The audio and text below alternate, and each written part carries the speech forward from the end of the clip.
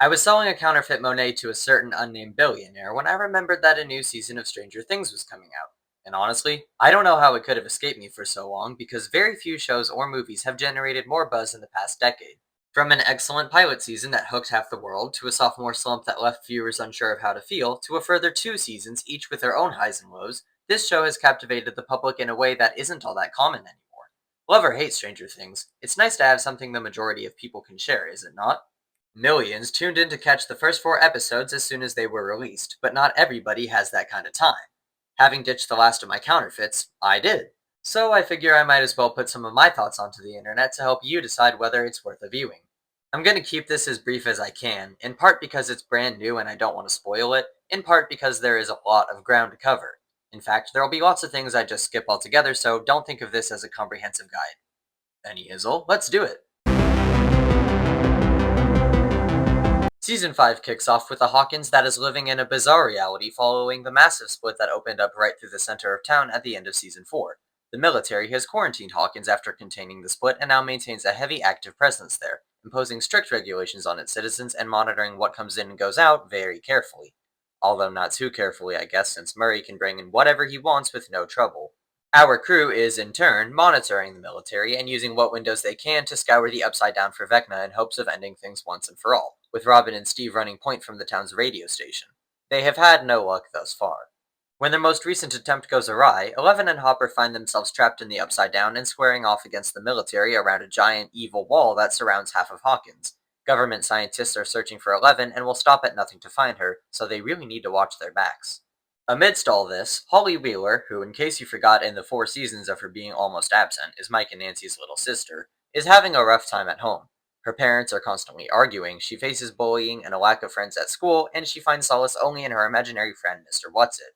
Eventually, Demogorgons attack her parents and bring her to Vecna, prompting those who are still in Hawkins to figure out how to rescue her. For the majority of this mess, Max is in a coma. Justin is more or less doing his own thing out of dedication to Eddie's memory, and Will is realizing that his connection to the Upside Down may not be exactly what he always thought it was. Well, that's a lot to take in. First, I want to say that Stranger Things is kind of a difficult series to review because it is wildly inconsistent. In quality, yes, but also in tone. The first 2 seasons went full out on government conspiracies and 80s nostalgia with a strong through line of horror, often seen in darker or more muted colors. Season 3 saw a change up into the neon glam mall aesthetic, and the horror was put on the back burner in favor of teen romance and a sitcom quality that I can't quite place set against the backdrop of fighting communist Russia. Whatever you think about Season 2, at least it was tonally in keeping with Season 1. The rug was once again pulled out from under our feet when Season 4 swung the pendulum way back into horror territory, even past Season 1. I would argue that, so far, Season 5 lies somewhere between Seasons 1 through 2 and 5 in terms of overall tone and aesthetic. I'm feeling a heavy Fallout vibe from the early scenes, and honestly, I think it kind of works. The characters are a mixed bag. As always, you want to punch Mike and Jonathan square in the mouth, and Steve continues to be the best part of the show. I don't love what they've done with Hopper over the course of the series, but his dynamic with Eleven is decent, and that continues in Season 5. Surprisingly, the writers have managed to turn Will into a half-decent character, both as a likable person and as a player in the story. There are also a couple cookie-cutter villains called Dr. K and Sullivan. As for Eleven, who one could easily argue is the main character, I'm not quite sure what to think. As far as I can tell, she's just following the rhythm of previous seasons. At least this time the writers are giving her actual hurdles to jump over. Literally. I think it's fair to say that all the actors are doing a solid job with the characters they've been playing for the majority of their lives. But it's impossible to believe these people in their mid-20s as high schoolers. The actress playing Holly is supposed to be 7 years old. 7! You know, it's a good thing that Stranger Things is coming to a close, because at this rate we'd be seeing octogenarian Millie Bobby Brown in college. But all that, I suppose, is peripheral to the big fish to fry, the writing. My big issue with Stranger Things is that it often feels recycled from its own history. You can almost trace the outline of each season like a stencil. Beast from the Upside Down starts killing people in Hawkins, Will has the heebie-jeebies about it, Eleven wants to stop it but Hopper won't let her at first, a shady government operation turns out to be behind allowing the Upside Down into our world, Eleven defeats it anyway, and the adults beat the evil government agency, all spaced out with interpersonal drama between the teenagers. Well, one thing you can say for Season 5 is that it's doing its best to break that pattern. In places. For example, Will has a more active role instead of being a plot device, which prompts some interesting character moments between him and Joyce. But in plenty of ways, it still falls into the old patterns. Case in point, Hopper doesn't want Eleven to pitch in for safety reasons, but she does anyway, winning him over in the end. Also in continuation from earlier seasons is the writer's dogmatic commitment to making Michael Wheeler as unlikable as possible. I think he really must hate his little sister because he knows that monsters are real and actively targeting children, specifically those connected with Mike's group, and when Holly mentions monsters to him, he brushes it off. I mean, I know it's a difficult concept to ask a 7-year-old to understand, but there are things he could have done. Told his parents, told her, told his friends, set up defenses himself, any of the above, anything. But no, he just has to sit back and miss the obvious threat. And then when she is taken, Will does more to get her back than he does and seems to care more about doing so. Wow. I really did not expect Will Byers, of all people, to become one of my favorite characters in this show. Robin either.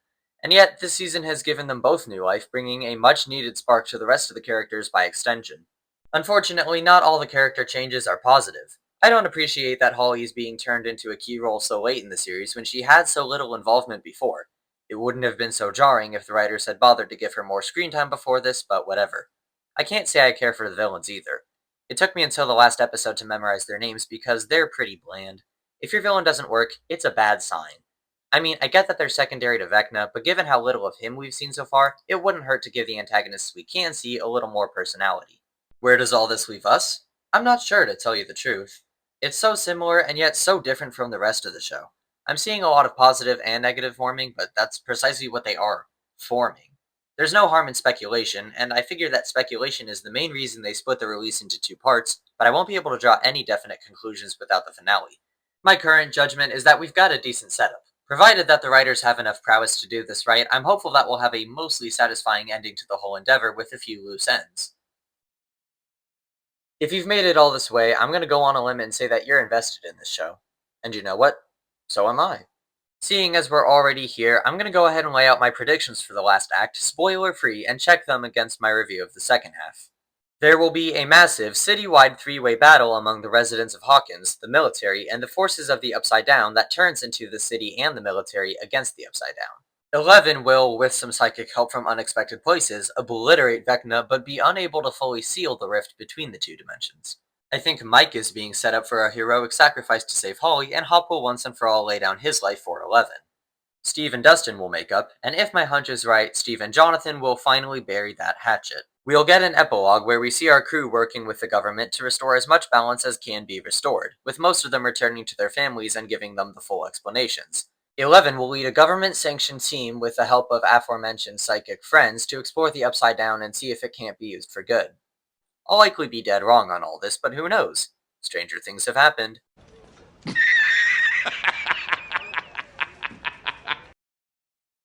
Point of all this being, I'm certain there will be at least one more callback to Barb before this show is laid to rest.